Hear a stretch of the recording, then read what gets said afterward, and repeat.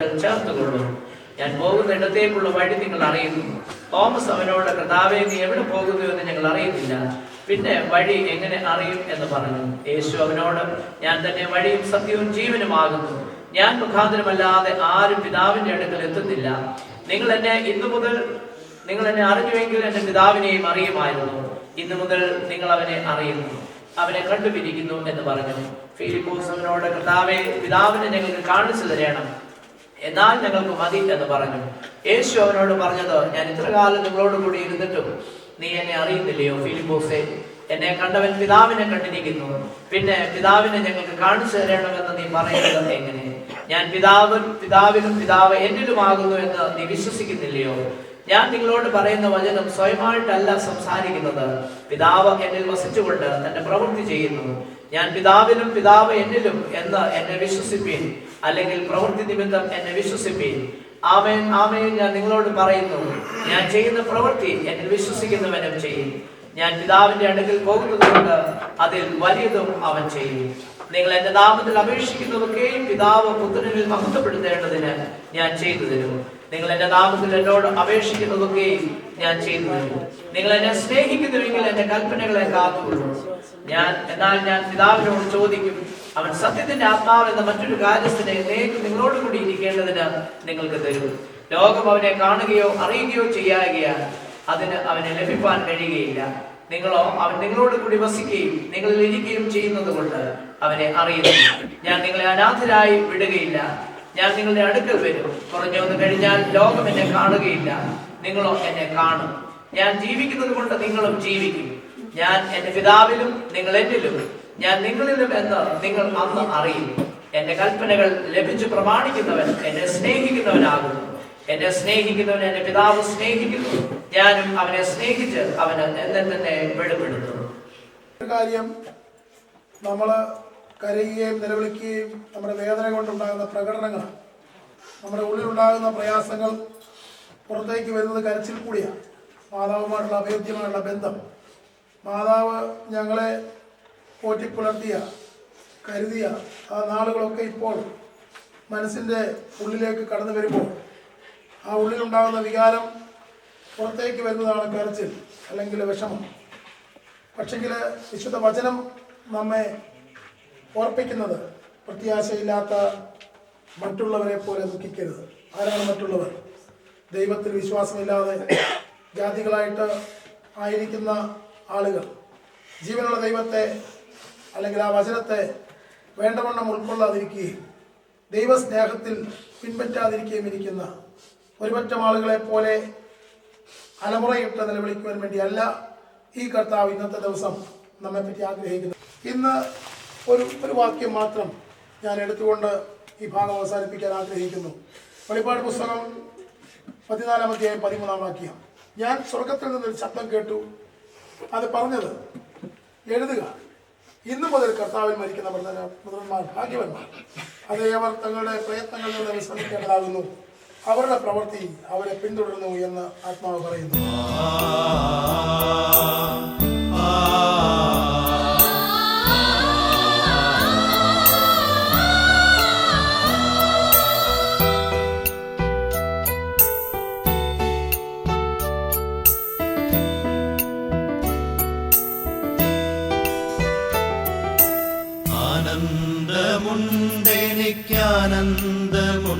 ആനന്ദമുണ്ടെനിക്കേശു മഹാരാജ സന്നിധിയിൽ. ആനന്ദമുണ്ടെനിക്കേശു മഹാരാജ സന്നിധിയിൽ.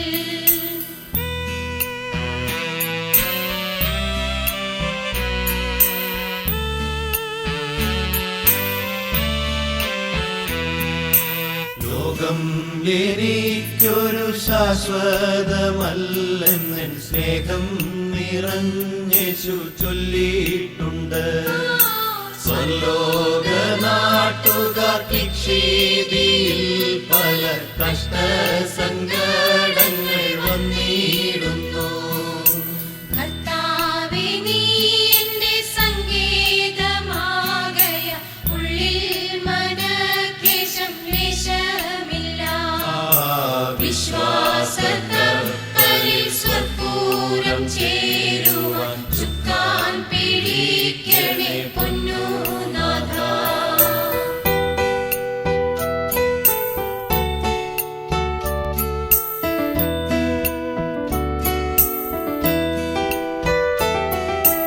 എന്നാത്മാവേ നിന്നിൽ ചാഞ്ചല്യമെന്തിനെ ഭാഗായിൻ താഴ്വരയത്രേ ഇത്.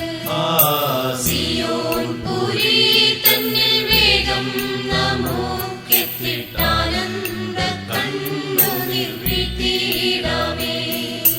കൂടാരവാസികളാകും നമുക്കിങ്ങു വീടെന്നോ നാടെന്നോ ചൊൽവാനെന്തു കൈകളാൽ തീർക്കാത്ത വീടൊന്നു താതൻ താൻ മീതേ നമുക്കായി വെച്ചിട്ടുണ്ട്.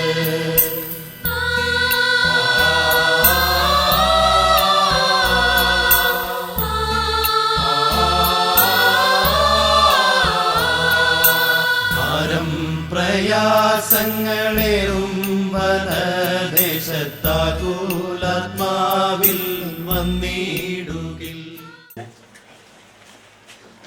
പ്രിയപ്പെട്ടവരുടെ വേർപാടിൽ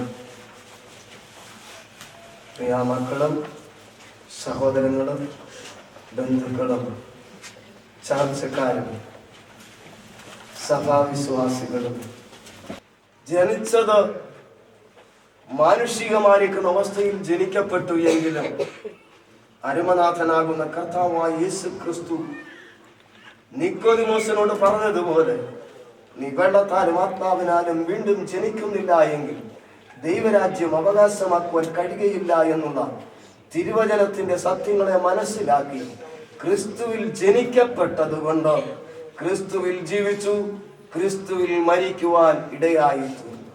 ക്രിസ്തുവിൽ മരിച്ചിരിക്കുന്ന ഒരു ദൈവവൈതലിനെ കുറിച്ചാണ് ദൈവികമായ വെളിപ്പാട് പ്രാപിച്ച യോഹന്നാൻ അപ്പോസ്തലൻ പത്മോസ് ദ്വീപിന്റെ ഏകാന്തതയിൽ നിന്നുകൊണ്ട് ഭീകരമായിരിക്കുന്ന അന്തരീക്ഷത്തിൽ ഇരിക്കുമ്പോഴും ഭയാനകമായിരിക്കുന്ന സാഹചര്യങ്ങളിൽ ഇരിക്കുമ്പോഴും തട്ടഹസിക്കുന്ന തിരമാലകളിലൂടെ കയറി വരുന്ന വിഷപ്പാമ്പുകളെയും ഘോര ജന്തുക്കളെയും ഭയപ്പെടാതെ ഭയവിഹുലനായിരിക്കുന്ന ഹൃദയത്തിന്റെ അന്തർഭാഗം അതേ തകർന്നുകൊണ്ടിരിക്കുമ്പോൾ മാനുഷ്യമായിരിക്കുന്ന അവസ്ഥയിൽ അതേ ഭയവിഹുലനായിരിക്കുന്നു എങ്കിലും ഒരു കാര്യമുണ്ടോ, തനിക്ക് ദൈവികമായൊരു പ്രത്യാശയോടെ വെളിപ്പെടുവാനിടയായി തീർന്നു. ഭയാനകമായിരിക്കുന്ന അന്തരീക്ഷത്തിൽ അത് വരുവാനിരിക്കുന്ന വലിയ സംഭവങ്ങളെ കുറിച്ച് കണ്ട അത് യോഹന്നാൻ പറയുകയാണ്, കർത്താവിൽ മരിക്കുന്ന മൃതന്മാർ ഭാഗ്യവാൻ. ഇന്ത്യ ബന്ധക്കോസ് ദൈവസഭ ഞാൻ ഉൾക്കൊണ്ടു നിൽക്കുന്നതായിരിക്കണം.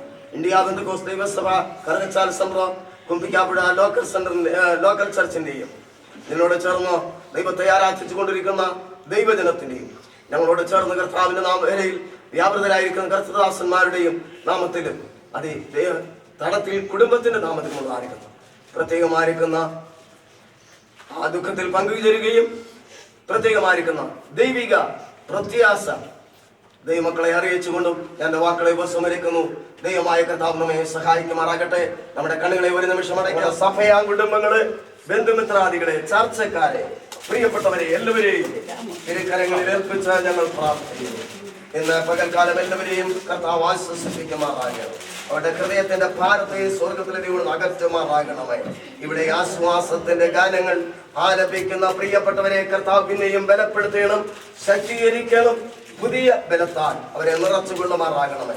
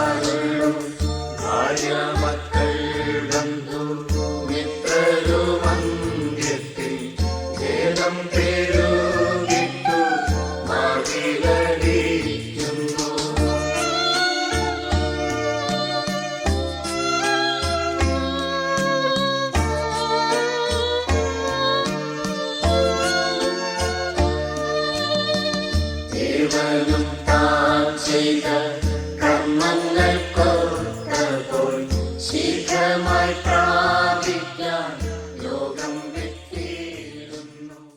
തലമുറയായി ഞങ്ങളുടെ സങ്കേതവും കോട്ടയുമായിരിക്കുന്ന ഞങ്ങളുടെ സ്വർഗീയ നല്ല പിതാവേ, ആശ്വാസത്തിനും പ്രത്യാശയ്ക്കുമായിട്ട് ഞങ്ങൾ അവിടുത്തെ സന്നിധിയിലേക്ക് കടന്നു വരുന്നു. വളരെ ദുഃഖകരമായിട്ടുള്ള സാഹചര്യങ്ങളിലും അവിടുത്തെ സമാധാനം കൊണ്ട് അവിടെ ഞങ്ങളെ നിറയ്ക്കാമെന്ന് അറിയിച്ചിരിക്കാൻ നിങ്ങളുടെ സ്തോത്രം ചെയ്യുന്നു. പ്രിയ മാതാവിൻ്റെ വേർപാടിൽ ദുഃഖിതരായിരിക്കുന്ന കുഞ്ഞുങ്ങളെ ഓരോരുത്തരെയും അവിടുത്തെ ദൈവമായിട്ടുള്ള സമാധാനത്താലും കൃപയാലും നിറയ്ക്കണമെന്ന് ഞങ്ങൾ നിങ്ങളോട് പ്രാർത്ഥിക്കുന്നു. ലോകത്തിന് എടുക്കുവാനോ കൊടുക്കുവാനോ കഴിയാത്തതായുള്ള സ്വർഗീയ സമാധാനം കൊണ്ട് പ്രിയപ്പെട്ടവരെ എല്ലാവരെയും നിറച്ചുകൊള്ളണമേ. തുറന്നു നടക്കുന്ന ശുശ്രൂഷകളിലെല്ലാം അവിടുത്തെ വലിയ കൃപ വ്യാപരിക്കണമെന്ന് പ്രാർത്ഥിക്കുന്നു. ഞങ്ങളെല്ലാവരും ഞങ്ങളുടെ ജീവിതത്തെക്കുറിച്ച് ശോധന ചെയ്യുവാനായിട്ട് ഈ സമയം ഉപയോഗിക്കുവാനായിട്ട് ഞങ്ങളെ സഹായിക്കണമെന്ന് പ്രാർത്ഥിക്കുന്നു. സർവ്വേശ്വര നാമത്തിൽ അപേക്ഷിക്കുന്നു. കൃപ കേൾക്കണമേ. ആമേൻ.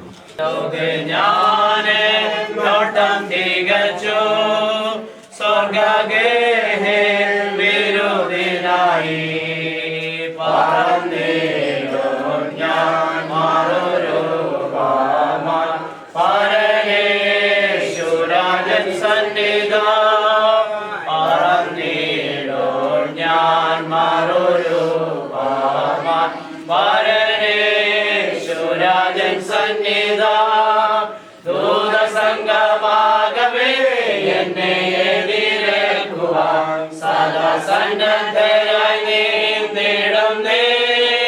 ശുഭ്രവസ്ത്രധാരിയായി എന്റെ പ്രിയന്റെ മുൻപിൽ ഹല്ലേലൂയ പാടിടും ഞാൻ. ശുഭ്രവസ്ത്രധാരിയായി എന്റെ പ്രിയന്റെ മുൻപിൽ ഹല്ലേലൂയ പാടിടും ഞാൻ. ഏറെ നാളായി കാൺമാനാശയായി കാത്തിരുന്ന എന്റെ പ്രിയനെ, ഏറെ നാളായി കാൺമാനാശയായി കാത്തിരുന്ന എന്റെ പ്രിയനെ, തേജസ്സോടെ ഞാൻ കാണുന്ന നേരം തിരുമാറോടണഞ്ഞിടുമേ. തേജസ്സോടെ ഞാൻ കാണുന്ന നേരം തിരുമാറോടണഞ്ഞിടുമേ. ദൂതസംഗമാകവേ എന്നെ എതിരേൽക്കുവാൻ സദാ സന്നദ്ധയായി നീങ്ങിടുന്നേ. ശുഭ്രവസ്ത്രധാരിയായി എന്റെ പ്രിയന്റെ മുൻപിൽ ഹല്ലേലൂയ പാടിടും ഞാൻ. ശുഭ്രവസ്ത്രധാരിയായി എന്റെ പ്രിയന്റെ മുൻപിൽ ഹല്ലേലൂയ പാടിടും ഞാൻ. നാഥൻ പേർക്കായി സേവ ചെയ്തതാ താരനെ മാനിക്കുവാനായി. നാഥൻ പേർക്കായി സേവ ചെയ്തതാ താരനെ മാനിക്കുവാനായി. തരുമോരോരോ ബഹുമാനങ്ങൾ വിളങ്ങിടും കിരീടങ്ങളായി. തരുമോരോരോ ബഹുമാനങ്ങൾ വിളങ്ങിടും കിരീടങ്ങളായി. ദൂതസംഗമാകവേ എന്നെ എതിരേൽക്കുവാൻ സദാ സന്നദ്ധരായി നീങ്ങിടുന്നേ.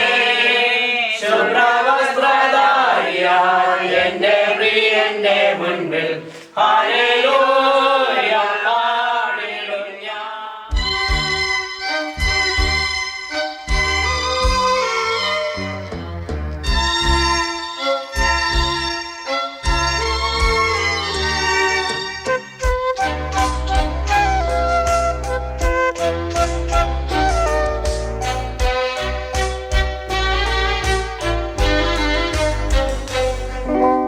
പൊന്നേശു തമ്പുരാൻ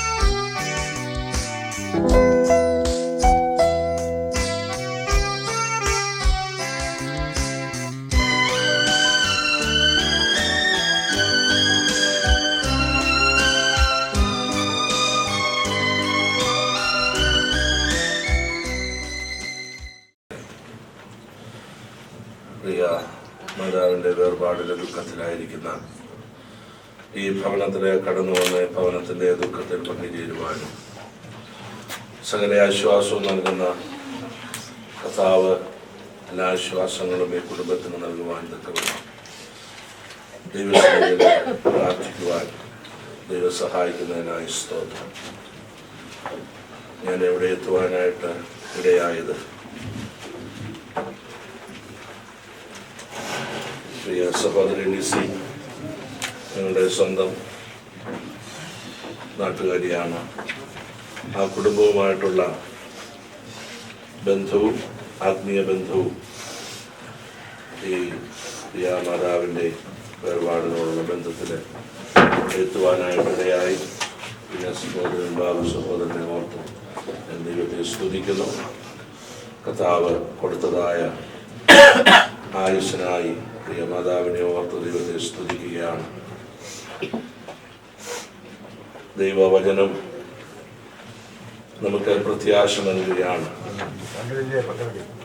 മരണത്തെക്കുറിച്ച് വേദപുസ്തകം വളരെ സത്യമായി ആഴമായി ദൈവമക്കൾക്ക് വേണ്ടതായ എല്ലാ ഉപദേശങ്ങളും അതിനകത്ത് നൽകിയിട്ടുണ്ട്. സ്തുതിക്കുന്നു. ഈ ലോകത്തിൽ നമുക്ക് ജീവിക്കുവാൻ ഒരു ഭൗതിക ശരീരം വേണം. ഒരു ഭൗതിക ശരീരത്തോടുകൂടിയുള്ള ജീവിതമാണ് ദൈവം നമുക്ക് ഈ ലോകത്തിൽ തന്നിരിക്കുന്നത്. എന്നാൽ ഈ ശരീരത്തിൻ്റെ ഉള്ളിൽ ദൈവം നമുക്ക് ഒരാത്മാവിനെ നൽകിയിട്ടുണ്ട്. യഥാർത്ഥ മനുഷ്യൻ പുറമേ കാണുന്ന ഈ ശരീരമല്ല. യഥാർത്ഥ മനുഷ്യൻ അകമേയുള്ള ആത്മാവാണ്. അകമേയുള്ള ആത്മാവ് ദൈവസന്നിധിയിൽ ചേരേണ്ടതാണ്. ആ ആത്മാവ് ശരീരത്തോടുകൂടി വസിക്കുവാൻ ഈ ലോകത്തിൽ നമുക്ക് ദൈവം അവസരത്തെ നൽകുന്നതാണ് ഒരു ജീവിതത്തിൻ്റെ ആയുസ്. മരണം നമ്മുടെ ഈ ശരീരത്തെ വിട്ട് ദൈവസന്നിധിയിലേക്ക് മാറ്റപ്പെടുന്നു. നമ്മുടെ ആത്മാവ് മാറ്റപ്പെടുന്നു. ഒരു യാത്രയാണ്, ഒരു പ്രൊമോഷനാണ്. അപ്പോൾ മരണത്തെക്കുറിച്ച് ദൈവവചനം നമുക്ക് വളരെ പ്രത്യാശ നൽകുന്നുണ്ട്. തെസ്സലോനിക്ക ലേഖനം നമ്മൾ വായിക്കുമ്പോൾ അവിടെ ഓർപ്പിക്കുന്നത്, നിങ്ങൾ മറ്റുള്ളവരെ പോലെ, മരിച്ചവരെ കുറിച്ച് നിങ്ങൾ മറ്റുള്ളവരെ പോലെ ദുഃഖിക്കരുത്, വിലപിക്കരുത് എന്നുള്ള സന്തോഷം. നാം ഒരിക്കൽ ഇതുപോലെ നമ്മുടെ ശരീരത്തെ വിട്ടു പോകേണ്ടതായ ഒരവസ്ഥ വരും. എന്നാൽ ഈ ശരീരത്തിൽ നമ്മൾ ജീവിക്കുമ്പോൾ ദൈവം നമുക്ക് തരുന്നതായ അവസരം ദൈവരാജ്യത്തിൽ നമ്മൾ കാണുവാൻ തക്കവണ്ണം യേശുവിനെ രക്ഷകനും കർത്താവുമായി സ്വീകരിച്ച് വിശ്വാസ ജീവിതം നയിക്കുന്ന ഏതൊരു വ്യക്തിക്കും കർത്താവ് നൽകിയിരിക്കുന്ന അവകാശമാണ് ദൈവരാജ്യത്തിൻ്റെ പ്രവേശനവും ദൈവത്തോടുള്ള കർത്താവിനോടുള്ള സ്ഥിരമായ വാസവും. ആ ഒരു പ്രത്യാശ കൊണ്ട് ദൈവം നമ്മെ നിറയ്ക്കട്ടെ.